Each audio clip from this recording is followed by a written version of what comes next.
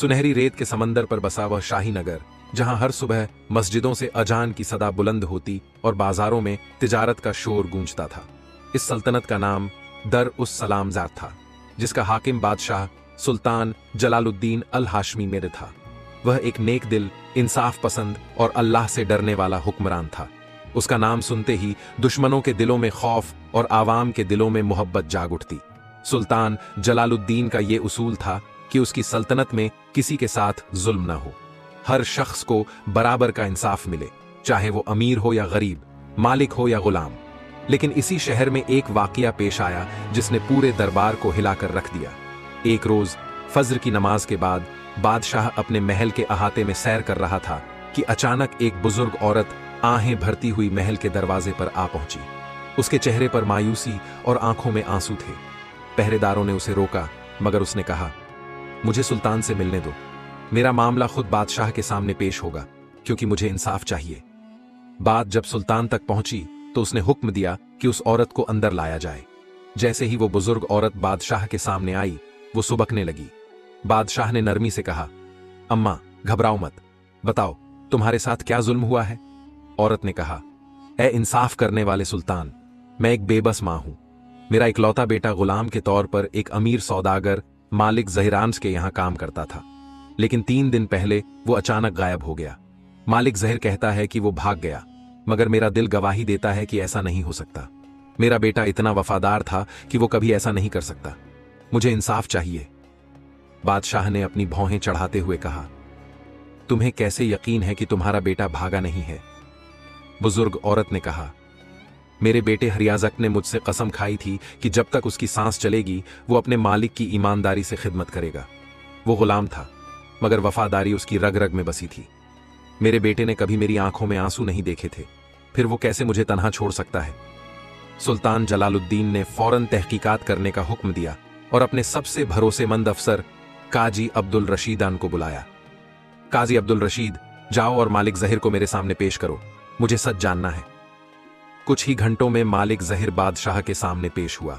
उसने सलाम किया और झुकी हुई आवाज में कहा, ए सुल्तान, मुझ पर इल्जाम लगाया जा रहा है कि मैंने अपने गुलाम को गायब किया, लेकिन यह सरासर झूठ है। मुझे क्या जरूरत है कि मैं अपने वफादार गुलाम को गायब करूं? वो खुद भाग गया होगा। बादशाह ने गहरी निगाहों से जहिर की तरफ देखा और कहा, अगर वो भागा होता तो उसका सामान भी साथ जाता, लेकिन हमें उसका कोई सुराग नहीं मिला। मालिक जहिर चुप रहा, जैसे कोई जवाब न हो। तभी एक नया गवाह सामने आया, राशिद, जो मालिक जहिर का ही नौकर था। उसने कांपती हुई आवाज में कहा, ए सुल्तान, मैं जानता हूं कि रियाज भागा नहीं है। 3 दिन पहले आधी रात को मैंने मालिक जहिर को रियाज के साथ गुस्से में देखा था। वो उसे धमका रहे थे और फिर सुबह रियाज गायब था। बादशाह जलालुद्दीन का चेहरा सख्त हो गया। उसने जहिर से कहा, सच बताओ, वरना सज्जा के लिए तैयार रहो। मालिक जहिर पसीना पसीना हो गया, लेकिन उसने इनकार कर दिया, मैं बेगुनाह हूं, ए सुल्तान। बादशाह ने हुक्म दिया कि मालिक जहिर को नजरबंद किया जाए और तहकीकात को आगे बढ़ाया जाए। शाम होते होते काजी अब्दुल रशीद ने एक नई खबर लाकर बादशाह के सामने रखी। शहर के बाहर रेगिस्तान के करीब एक पुराना कुआं था, जहां से अजीब आवाजें आ रही थीं। जब पहरेदारों ने जाकर देखा तो उन्हें वहां एक इंसानी चीख की हल्की गूंज सुनाई दी। बादशाह ने फौरन हुक्म दिया, उस कुएं को खोदा जाए। जब पहरेदारों ने कुआं खोदा तो उनकी आंखें हैरत से फैल गईं। कुएं के अंदर एक जंजीरों में जकड़ा हुआ नौजवान पड़ा था, जो कि कोई और नहीं, रियाज हम था। वो बेहोश था मगर जिंदा था। जब रियाज को महल लाया गया और उसे होश आया तो उसने रोते हुए कहा, ए सुल्तान, मैं बेकसूर हूं। मालिक जहिर ने मुझ पर चोरी का झूठा इल्जाम लगाया और जब मैंने बेगुनाही साबित करने की कोशिश की तो उन्होंने मुझे मारकर कुएं में फेंक दिया। अगर आपका इंसाफ न होता तो मैं वहीं मर जाता। बादशाह जलालुद्दीन ने गुस्से से मालिक जहिर की तरफ देखा और कहा, एक वफादार गुलाम को जुल्म का शिकार बनाने वाले के लिए हमारी सल्तनत में कोई जगह नहीं। फैसला सुनाया गया, मालिक जहिर को उसकी करतूतों की सख्त सजा दी जाएगी। लेकिन क्या यह कहानी यहीं खत्म होती है या कुछ और राज छिपे हैं? रियाज को जंजीरों से आजाद कर दिया गया था, मगर उसकी आंखों में वो दर्द और सदमा अब भी जिंदा था। सुल्तान जलालुद्दीन ने उसे पानी पिलाने का हुक्म दिया और कहा, तुम्हें आराम की जरूरत है, मगर इससे पहले मुझे तुमसे कुछ पूछना है। क्या तुम्हें याद है कि तुम्हारे साथ कुएं में क्या हुआ था? रियाज ने गहरी सांस ली और फिर कांपती आवाज में कहा, सुल्तान मुअज्जम, जब मालिक जहिर ने मुझ पर चोरी का इल्जाम लगाया तो मैंने रो रो कर अपनी बेगुनाही की दुहाई दी, मगर उसने मेरी एक न सुनी। उसने मुझे अपने नौकरों के साथ मिलकर कैद कर लिया और रात के अंधेरे में मुझे रेगिस्तान के उस कुएं में फेंक दिया। मुझे लगा कि मेरी मौत करीब आ गई है, लेकिन अल्लाह ने मेरी जान बचा ली। बादशाह जलालुद्दीन ने गुस्से से भरी आवाज में कहा, मालिक जहिर, अब भी कोई दलील बाकी है तुम्हारे पास, या तुम कबूल करोगे अपने गुनाह? मालिक जहिर के चेहरे का रंग उड़ चुका था। उसने गिड़गिड़ाते हुए कहा, ऐ सुल्तान, मुझसे बहुत बड़ी गलती हो गई। मैंने नफ्स के बहकावे में आकर यह सब किया, मगर मुझ पर रहम करो। बादशाह ने कड़क आवाज में कहा, हमारी सल्तनत में जालिमों के लिए कोई रहम नहीं। तुम्हें इस गलती की सख्त सजा मिलेगी। जैसे ही मालिक जहिर को सजा सुनाई गई, तभी काजी अब्दुल रशीद ने एक और अहम खबर दी। उन्होंने कहा, ऐ सुल्तान, जब हम कुएं के पास तहकीकात कर रहे थे तो हमें वहां एक और सुराग मिला। कुएं के करीब ही एक लाश मिली है जिसकी पहचान अभी तक नहीं हुई। बादशाह चौंक उठा। किसकी लाश है ये? कहीं ये किसी और बेगुनाह की जान तो नहीं? लाश को महल लाया गया और जब उसका चेहरा सामने आया तो एक सिपाही हड़बड़ाकर बोला, ऐ सुल्तान, ये शख्स मालिक जहिर के ही कारिंदों में से एक था, मगर कुछ ही रोज पहले से यह नजर नहीं आ रहा था। रियाज की आंखें चौड़ी हो गईं। उसने कहा, हां, यही वो आदमी था जो मालिक जहिर के साथ मिलकर मुझे मारना चाहता था, मगर शायद खुद भी किसी साजिश का शिकार हो गया। बादशाह गहरी सोच में पड़ गया। अगर मालिक जहिर ने ही यह सब किया था तो फिर उसका अपना कारिंदा क्यों मारा गया? क्या यह किसी और बड़ी साजिश का हिस्सा था? काजी अब्दुल रशीद ने कहा, सुल्तान मुअज्जम, हमें इस मामले की गहराई तक जाना होगा। हो सकता है कि मालिक जहिर भी किसी और के इशारे पर चल रहा हो। बादशाह ने सर हिलाया। अगर इस सल्तनत में कोई और ताकत है जो ऐसे गुनाहों को बढ़ावा दे रही है तो हमें उसे भी बेनकाब करना होगा। रियाज को अब महल में ही ठहराया गया, मगर उसकी आंखों में एक बेचैनी थी। उसने बादशाह से कहा, ऐ सुल्तान, मैं आपका शुक्रगुजार हूं कि आपने मेरी जान बचाई, मगर मैं अपनी मां के पास जाना चाहता हूं। बादशाह ने मुस्कुराकर कहा, जाओ, अपनी मां से मिलो, मगर खबरदार रहना, अगर कोई भी अजनबी तुम्हारे आसपास नजर आए तो हमें फौरन इतला देना। रियाज ने सिर झुकाकर शुक्रिया अदा किया और महल से बाहर निकला, मगर उसे अंदाजा नहीं था कि उसकी मुश्किलें अभी खत्म नहीं हुई थीं। रियाज जब अपनी मां के पास पहुंचा तो उसकी मां की आंखों से आंसू छलक पड़े। उसने अपने बेटे को सीने से लगाकर कहा, बेटा, अल्लाह का लाख लाख शुक्र है कि तू सही सलामत है, मगर मैं डर रही हूं। मुझे लगता है कि तेरा इम्तिहान अभी खत्म नहीं हुआ। रियाज ने अपनी मां को तसल्ली दी, अम्मी, अब कुछ नहीं होगा। सुल्तान ने इंसाफ किया है, मालिक जहिर को उसकी सजा मिलेगी। मगर तभी बाहर से किसी के चीखने की आवाज आई। जब रियाज दौड़कर बाहर गया तो उसने देखा कि एक नौजवान खून से लथपथ जमीन पर पड़ा था। उसने कांपती आवाज में कहा, रियाज, बचाओ, ये लोग बहुत खतरनाक हैं। रियाज घबरा गया। उसने उस शख्स को पहचाना। वो मालिक जहिर के दूसरे गुलामों में से एक था, मगर उसकी सांसें टूट रही थीं। रियाज समझ नहीं पा रहा था कि यह सब क्या हो रहा है। उसने घबराकर अपने दोस्तों को बुलाया और उस घायल नौजवान को सहारा दिया, मगर वो ज्यादा देर तक जिंदा नहीं रह सका। उसकी मौत से पहले के आखिरी लफ्ज थे, जहिर अकेला नहीं था, असल खेल कहीं और से खेला जा रहा है। रियाज के दिल की धड़कनें तेज हो गई थीं। रियाज ने तेजी से इधर उधर देखा। चारों तरफ अंधेरा छाया हुआ था और सन्नाटा ऐसा कि किसी की सांस भी सुनाई दे। हवा में एक अजीब सा डर समाया हुआ था। उसने जल्दबाजी में उस लाश को वहीं छोड़कर सुल्तान जलालुद्दीन को इस हादसे की इत्तला देने का फैसला किया। वो जैसे ही महल की तरफ बढ़ा, उसे महसूस हुआ कि कोई उसकी हर हरकत पर नजर रख रहा है, लेकिन जब उसने पलट कर देखा तो वहां कोई नजर नहीं आया। सुल्तान जलालुद्दीन अपने कासिदों के साथ किसी अहम मसले पर गुफ्तगू कर रहे थे कि तभी रियाज हांफता हुआ महल में दाखिल हुआ। उसके चेहरे पर डर और बेचैनी साफ झलक रही थी।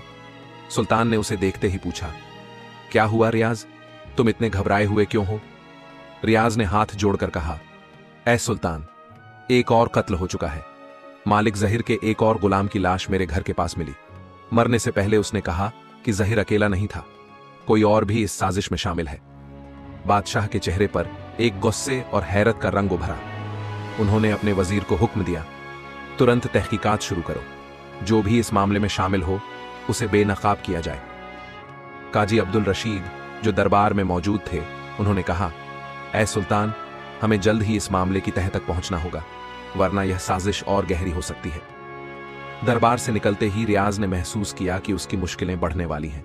उसे हर जगह अजनबी आंखें घूरती महसूस हो रही थीं। जैसे ही वह अपने घर की तरफ लौटा, एक नकाबपोश शख्स उसके सामने आ खड़ा हुआ। रियाज के शरीर में सिहरन दौड़ गई। वह शख्स धीरे धीरे उसकी तरफ बढ़ा और हल्की आवाज में बोला, रियाज, तुम जितना गहरे जाओगे उतना ही खतरा बढ़ेगा, तुम्हें पीछे हट जाना चाहिए।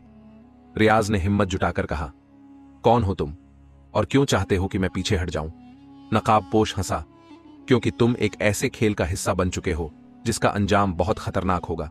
अगर तुम अपनी जान बचाना चाहते हो तो इसे यहीं छोड़ दो। रियाज ने अपनी मुट्ठियां भींच लीं। मैं किसी से नहीं डरता, अगर मुझे सच का सामना करना है तो मैं करूंगा। इतना सुनते ही वह नकाबपोश शख्स तेजी से अंधेरे में गायब हो गया। रियाज समझ चुका था कि यह मामला जितना दिख रहा है उससे कहीं ज्यादा पेचीदा है। अगले दिन मालिक ज़हिर को फिर से दरबार में लाया गया। अब वह पहले की तरह अकड़ में नहीं था। वह कांप रहा था और उसका चेहरा सफेद पड़ चुका था। सुल्तान ने उसकी तरफ देखा और कहा, ज़हिर, अगर तुम सच नहीं बताओगे तो तुम्हारी सजा और बढ़ा दी जाएगी। बताओ, क्या तुम अकेले इस गुनाह में शामिल थे या कोई और भी तुम्हारे साथ था? ज़हिर ने कांपती आवाज में कहा, ऐ सुल्तान, मैं अपनी जान की भीख मांगता हूं। मैं अकेला नहीं था, मुझे किसी और से हुक्म मिला था। सुल्तान ने गुस्से से पूछा, किसने हुक्म दिया था? नाम बताओ। ज़हिर ने इधर उधर देखा, फिर धीरे से बोला, वह महल के ही किसी बड़े आदमी का हुक्म था। मैं उनका नाम नहीं ले सकता। अगर मैंने नाम लिया तो मेरी जान चली जाएगी। सुल्तान का चेहरा सख्त हो गया। अगर तुमने सच नहीं बताया तो तुम्हारी जान वैसे भी नहीं बचेगी। तुम्हें सच बोलना ही होगा। ज़हिर की आंखों में डर था। उसने सिर झुका लिया और कहा, मैं नाम नहीं ले सकता, मगर एक सुराग दे सकता हूं। महल के अंदर ही कोई बहुत ताकतवर इंसान इस साजिश को चला रहा है। उसे पकड़ना आसान नहीं होगा। सुल्तान ने अपने वजीर से कहा, इस मामले की ओर तहकीकात करो। हमें जल्द से जल्द असली गुनहगार तक पहुंचना होगा।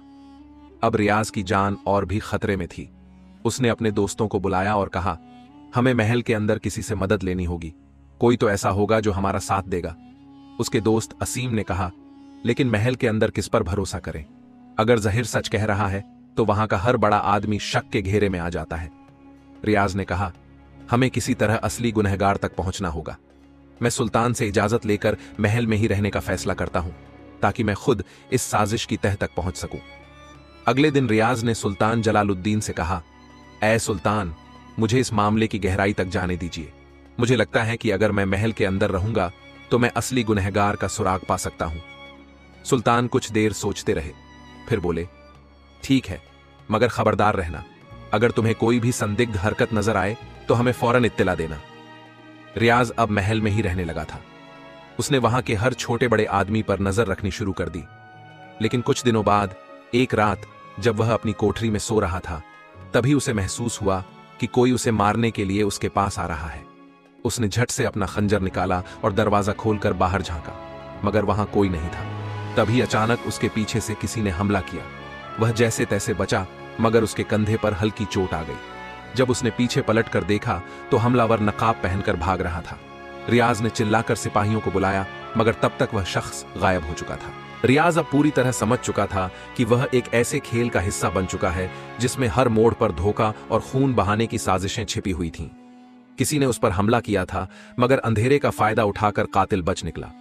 सुल्तान जलालुद्दीन को जब इस हमले की खबर मिली तो उनका चेहरा गुस्से से लाल हो गया।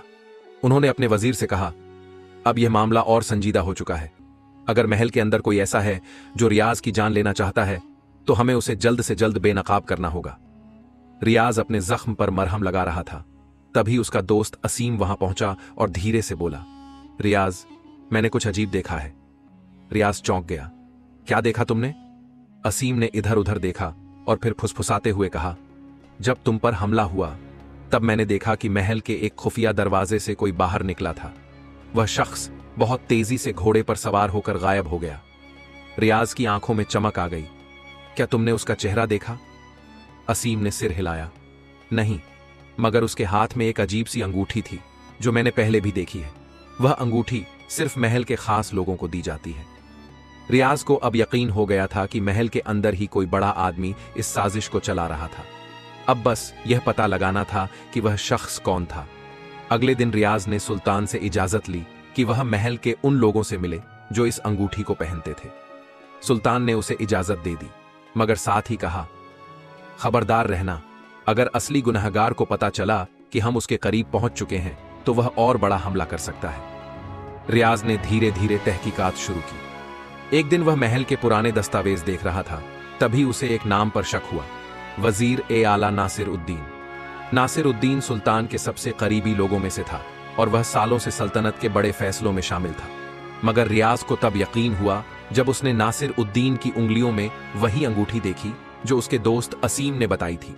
अब रियाज को पूरा यकीन हो गया था कि नासिर उद्दीन ही वह शख्स है जो पर्दे के पीछे से यह साजिश चला रहा था। मगर सवाल यह था कि वह ऐसा क्यों कर रहा था। रियाज ने सुल्तान से दरबार में हाजिर होने की इजाजत मांगी। जब वह दरबार में पहुंचा तो उसने सुल्तान के सामने सारा हाल सुनाया। सुल्तान ने नासिर उद्दीन की तरफ देखा और कहा, क्या यह सच है नासिर? क्या तुम ही इस साजिश के पीछे थे? नासिर उद्दीन पहले तो सकपका गया, मगर फिर उसने अपनी सफाई में कहा, ऐ सुल्तान, यह झूठ है। यह गुलाम मुझ पर इल्जाम लगा रहा है। मेरे पास इस बात का कोई सबूत नहीं है। रियाज ने जवाब दिया, अगर आपको यकीन नहीं तो मैं सबूत पेश कर सकता हूं। यह अंगूठी इसी आदमी की है और मेरे दोस्त असीम ने इसे महल से भागते हुए देखा था। सुल्तान ने नासिर उद्दीन की तरफ देखा और गुस्से से कहा, अगर तुम बेगुनाह हो तो तुम्हें इस मामले की जांच में कोई ऐतराज नहीं होना चाहिए, मगर अगर तुम झूठे निकले तो याद रखना, हमारी सल्तनत में गद्दारों की कोई जगह नहीं है। नासिर उद्दीन अब बुरी तरह फंस चुका था। उसकी आंखों में घबराहट साफ झलक रही थी। कुछ ही दिनों बाद नासिर उद्दीन की कोठरी की तलाशी ली गई। वहां से कुछ ऐसे दस्तावेज बरामद हुए जिनसे साफ हो गया कि वह मालिक जहीर के साथ मिलकर एक बहुत बड़ी साजिश रच रहा था। जब सुल्तान के सामने यह सबूत रखे गए तो उन्होंने गुस्से से कहा, नासिर उद्दीन, तुम्हारी गद्दारी अब सबके सामने आ चुकी है। अब बताओ, तुमने यह सब क्यों किया? नासिर उद्दीन, जो अब तक चुप था, अचानक हंस पड़ा। उसने कहा, ऐ सुल्तान, अगर तुम समझते हो कि यह सब मैंने अकेले किया तो तुम बहुत बड़ी गलती कर रहे हो। मैं तो महज एक मोहरा था, असली खेल अब भी बाकी है।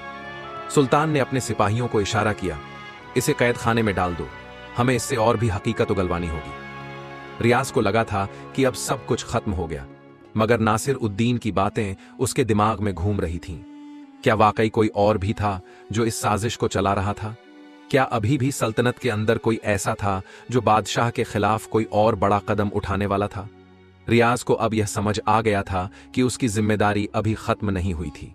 उसे और गहराई तक जाना था, क्योंकि अगर उसने अब रुकने की गलती की तो शायद साजिश और भी आगे बढ़ जाएगी। अब उसे यह पता लगाना था कि नासिर उद्दीन के पीछे कौन था। नासिर उद्दीन की गिरफ्तारी के बाद महल में एक अजीब सी खामोशी थी। हर कोई हैरान था कि सुल्तान के सबसे वफादार लोगों में से एक इतना बड़ा गद्दार निकला। मगर रियाज को चैन नहीं आ रहा था। नासिर उद्दीन ने जो आखिरी बात कही थी वही उसके दिल में खटका पैदा कर रही थी। मैं तो महज एक मोहरा था, असली खेल अब भी बाकी है।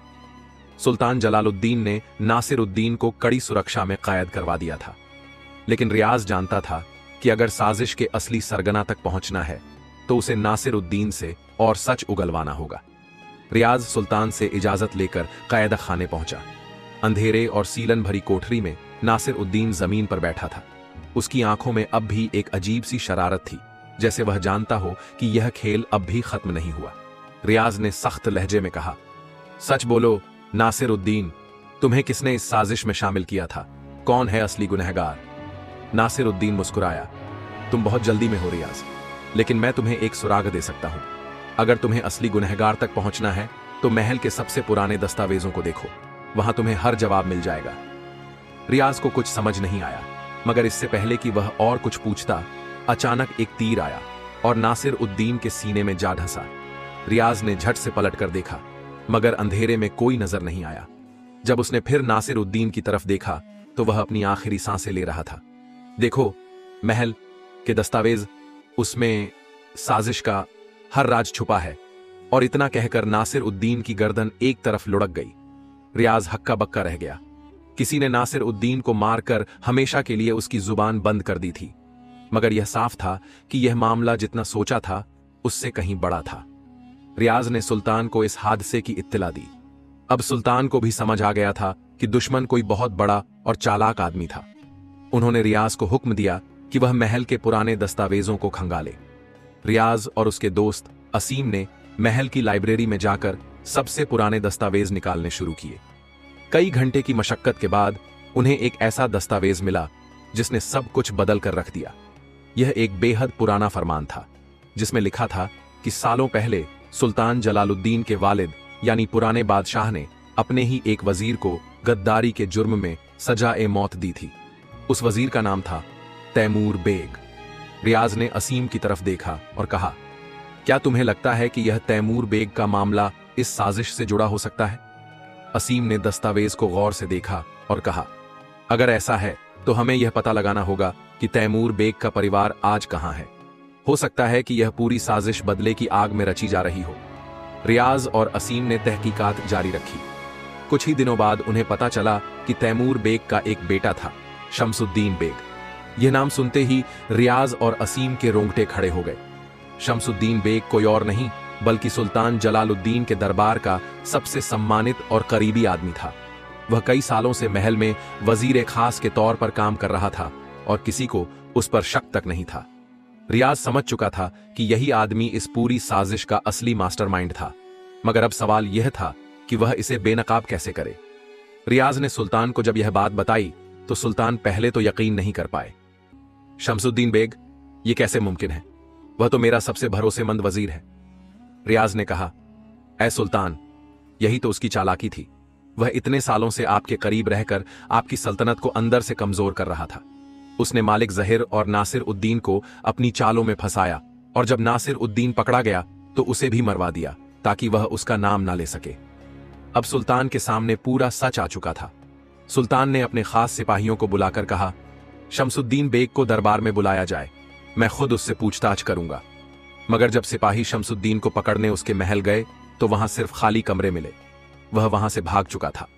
अब यह साफ हो गया था कि शमसुद्दीन बेग का असली मकसद बादशाह और पूरी सल्तनत को तबाह करना था, लेकिन वह अब भी कहीं छुपा हुआ था और जल्द ही कोई बड़ा हमला करने की तैयारी कर रहा था। सुल्तान ने हुक्म दिया, शमसुद्दीन बेग को जिंदा या मुर्दा पकड़कर हमारे सामने पेश किया जाए। अब यह जंग हमारी सल्तनत के भविष्य की जंग होगी। रियाज अब पूरी तरह तैयार था। उसे पता था कि यह जंग सिर्फ तलवार से नहीं बल्कि अकद्ल और हिकमत से जीती जाएगी। शमसुद्दीन बेग के भागने के बाद पूरे महल में सतर्कता बढ़ा दी गई थी। सुल्तान जलालुद्दीन ने अपने सबसे वफादार सिपाहियों को हुक्म दिया कि वह किसी भी हाल में उसे पकड़कर लाए। मगर शमसुद्दीन बेग कोई मामूली दुश्मन नहीं था। वह सालों से इस दिन की तैयारी कर रहा था और अब वह खुलकर सामने आ चुका था। कुछ ही दिनों बाद खबर आई कि शमसुद्दीन बेग ने कुछ गद्दार अमीरों और बाहरी दुश्मनों की मदद से एक बड़ी फौज इकट्ठी कर ली थी। उसका मकसद था सल्तनत को तबाह करना और सुल्तान को हटाकर खुद बादशाह बनना।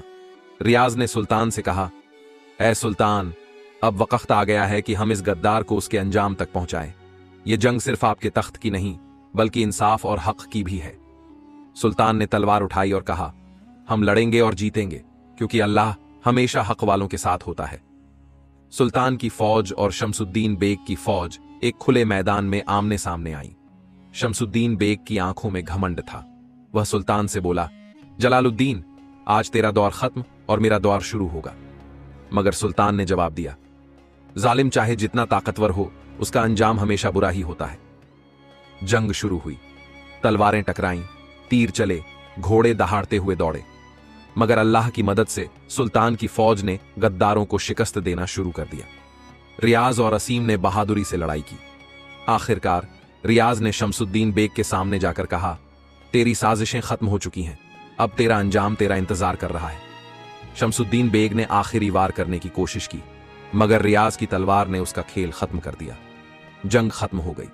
गद्दारों को उनके अंजाम तक पहुंचा दिया गया। सुल्तान जलालुद्दीन ने अपने दरबार में सबको इकट्ठा किया और ऐलान किया, आज यह सल्तनत फिर से अपने असली रास्ते पर आ चुकी है। यह सबक है उन लोगों के लिए जो गद्दारी का रास्ता अपनाते हैं। फिर उन्होंने रियाज को अपने पास बुलाया और कहा, आज हम तुझे सिर्फ एक गुलाम नहीं बल्कि इस सल्तनत का एक सच्चा सिपाही मानते हैं। तेरी वफादारी और हिम्मत की वजह से सल्तनत बची है। रियाज ने सिर झुका लिया और कहा, यह सब अल्लाह की मदद और आपके इंसाफ की वजह से मुमकिन हुआ, ए सुल्तान। इस कहानी से हमें यह सीख मिलती है कि गद्दारी का अंजाम हमेशा बुरा होता है और सच्चाई और वफादारी की हमेशा जीत होती है। इंसान को हमेशा हक और इंसाफ के रास्ते पर चलना चाहिए, क्योंकि यही रास्ता अल्लाह को पसंद है। ए अल्लाह, हमें हमेशा सच्चाई और इंसाफ के रास्ते पर चलने की तौफीक अता फरमा। हमें गद्दारों और फितने से बचा